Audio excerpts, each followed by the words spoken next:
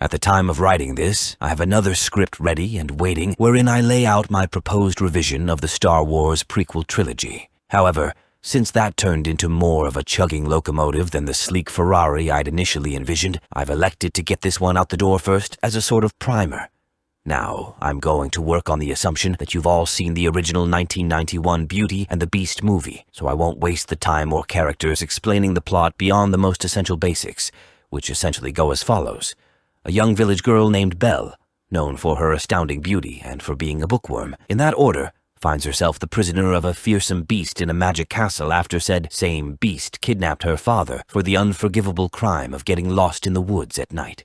That beast, unbeknownst to her, is the victim of a curse. Yes, I said victim. We'll come back to that shortly. Laid upon him by an enchantress for the unforgivable sin of being a spoiled child, which is where the victim part I said I'd get back to comes into play. You see, if you do the math, the narrator at the beginning tells us that the rose would bloom until the Beast Prince turned 21, which we see happen right at the very end of the movie. Lumiere also says during the Be Our Guest song that they've been in that cursed state for 10 years, which means the enchantress laid a curse, not only on an 11-year-old boy, but that an 11-year-old prince, for some unthinkable reason, was the one answering the castle door in the middle of the night. Granted, I know if the prince wants to go answer the door, it's not like anyone really had the power to stop him, but that is really where this movie's logic starts to come apart.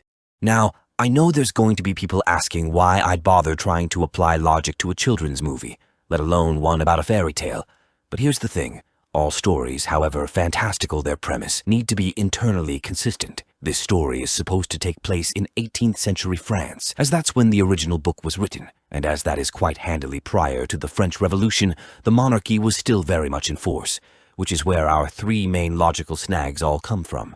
Fortunately, they're all relatively simple to fix, so I'll just go in order from what I consider the most to least pressing. Problem number 1. If the beast is a prince, where's the king? And if the king is dead, doesn't that make the beast king? How does him suddenly transforming into Sasquatch upset the royal lineage? The cure for this one is very simple. Just have the prince be literally any other noble rank. Make him a duke or an earl. Or, if you absolutely positively have to make him a prince, have him be a second or third or fourth son that the royal family just doesn't acknowledge out of sheer embarrassment. Problem number 2. Why doesn't anyone in town know that there's a giant castle less than a day's walk off into the woods? Was Maurice really the first person to ever leave town in a decade? And lastly, problem number 3. Why hasn't anyone wondered why nobody's been seen coming or going from said castle in said decade? Castles in real history were bustling, essential centers of trade and governance, as well as military command bases in wartime. One doesn't simply go dark, and all its occupants simply drop off the face of the earth without anyone so much as raising an eyebrow. These last two issues can, I think, both be solved within the span of a single narrative stroke. Just change the terms of the beast's curse to be that he is doomed to remain a beast until he finds true love. Leave the whole he has until his 21st birthday part out of it. That way it can be speculated, both in and out of universe, that the castle has simply stood abandoned for decades or centuries before Belle and her father happened to stumble upon it. Plus, it would add a bit more extra baggage to her first seeing the beast if she'd grown up hearing tales about a monster that haunted the nearby woods and his magical castle filled with enchanted silverware that she was almost crazy enough to believe on account of her whole being obsessed with storybooks thing.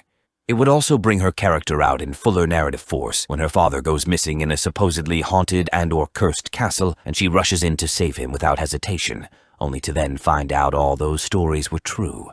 And it would actually put her empathetic side to narrative work when she later looks at what she's hitherto thought of as just another monster in need of slaying and genuinely starts to think I can fix him. Remember, Belle's not Hermione. She's not a nerd, she's a romantic, which is why she's the only woman in the world, or at least in the immediate area, who could have freed the beast from his curse. As she's the only person who would have given a half-second's thought to even trying, as opposed to simply breaking and running, or taking a sword to his throat the very instant his guard was down. Anyway, hopefully you enjoyed my little aside, all the usual YouTube outro stuff, and let me know what you think of my new background down below. I still have the original, so I can switch them again if this one's not to your liking. But anyway, until next time, stay safe, stay sane, et ne te laisse pas tromper par mon joli visage.